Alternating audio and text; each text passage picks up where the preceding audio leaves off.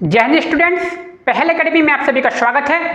आज हम बात करेंगे क्लास 6 की एक्सरसाइज 7.2 के क्वेश्चन नंबर फर्स्ट के बारे में। ठीक है, क्वेश्चन नंबर फर्स्ट में क्या लिखा हुआ है? Draw number line and locate the point. Number line draw करनी है और उसमें पॉइंट्स को हमें बताना है। इससे पहले हम यूनिट 6 में भी ऐसा कर चुके हैं। ठीक है, उसमें फ्रैक्शन में नहीं थे, उसमें सीधे नंबर्स लिखे हुए थे और नंबर लाइन पे ड्रॉ करने थे। इसमें हमें जो नंबर्स दिए गए हैं वो फ्रैक्शन में दिए गए हैं। क्लियर?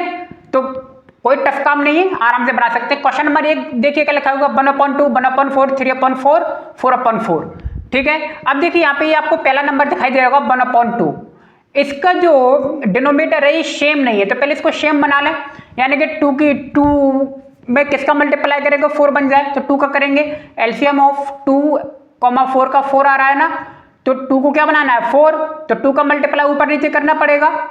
ठीक है, तो 2/4 बन गया ये। क्लियर? 1/2 को हमने क्या बना लिया, 2/4 बना लिया।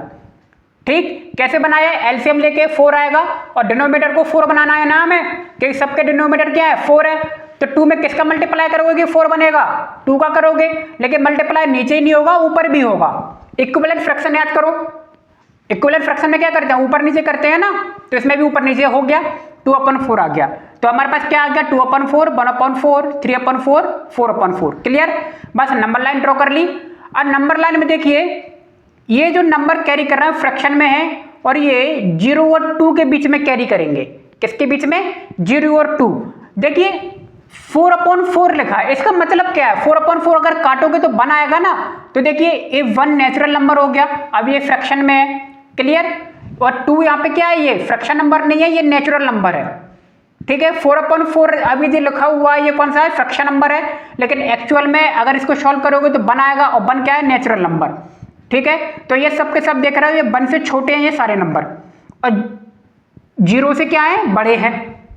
तो 0 और 1 के बीच में क्या कर रहे हैं, कैरी कर रहे हैं। तो आइए देखिए 1/4 क्या होगा, तो 0 के बाद 1 आएगा, 2 आएगा, 3 आएगा, 4 आएगा। क्लियर? 4/4 1 होता है, ये बात समझनी है आपको।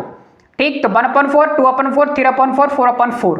ठीक, ये नंबर हो गए, क्योंकि 0 के बाद क्या आता है, 1 2 3 ऐसे बढ़ेंगे, और अपॉन में डिनोमिनेटर लिखेंगे।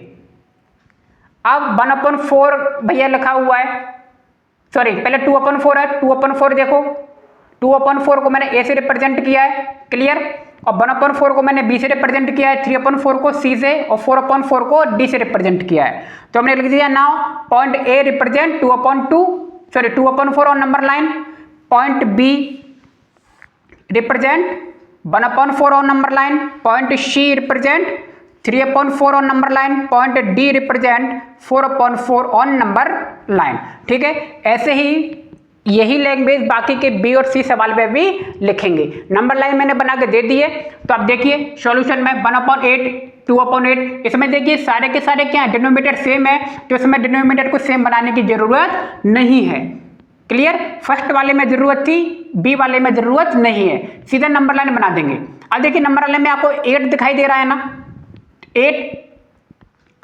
ठीक, और 1 से शुरू हो रहा है, तो देखिए 1 से कहां तक जाएंगे हम, 8 दिख रहा है ना, तो 8 तक जाएंगे, 1 2 3 4 5 6 7 8। और 8/8 का मतलब समझ में आ रहा है ना, 8 से 8 को काटोगे तो 1 ही आएगा, और 1 के बाद क्या आएगा, 2 आएगा। तो वहां पे 2 ये क्या है, फ्रैक्शन नंबर नहीं है, ये रेशनल कौन सा नंबर है, ये नेचुरल नंबर है। ठीक है, यहां पर भी देखिए नीचे 4 था ना डिनोमिनेटर, तो हम 4 तक गए थे। यहाँ पे डिनोमिनेटर क्या है, 8 है, तो हम 8 तक जाएंगे, 1 2 3 4 5 6 7 8। अब हम अपने नंबरों को आसानी से बना सकते हैं। 1/8 देखिए, 2/8 उसी के बगल में, 3/8 उसी के बगल में आ गया, 7/8 ये आएगा। तो और मैंने नंबरिंग दे दी है A B C D। ठीक है, तो point A represent 1/8 on number line, इस तरीके से लिख लेंगे। Point B represent 2/8 on number line. समझ में आ रही है बात? इस तरीके से हम बाकी डी तक लिख लेंगे। अब आ गया आपका सी पॉइंट, सी में देखिए 2/5, 5 दिखाई दे रहा है ना, तो 1 से शुरू करेंगे, 5 और कहां तक जाएंगे, एक मिनट, ये 5 है, ऊपर 8 है, 8 तक जाएंगे। ठीक, नीचे 5 रहेगा। तो आइए अब देखते हैं, 1 2 3 4 5 6 7 8, और नीचे क्या रहेगा, 5 रहेगा। क्लियर? तो देखिए 1/5, 2/5, 3/5, 4/5, 8 और 9/5 और यहाँ पे 2 आ गया। ये 10/5 अगर मैं लिख दूंगा 2 को तो कोई दिक्कत है क्या? क्योंकि 10/2 भी क्या होगा, 5 कट जाएगा तो 2 भी आएगा तो मैंने 2 लिख दिया। ठीक है, इसकी हमें जरूरत नहीं पड़ेगी।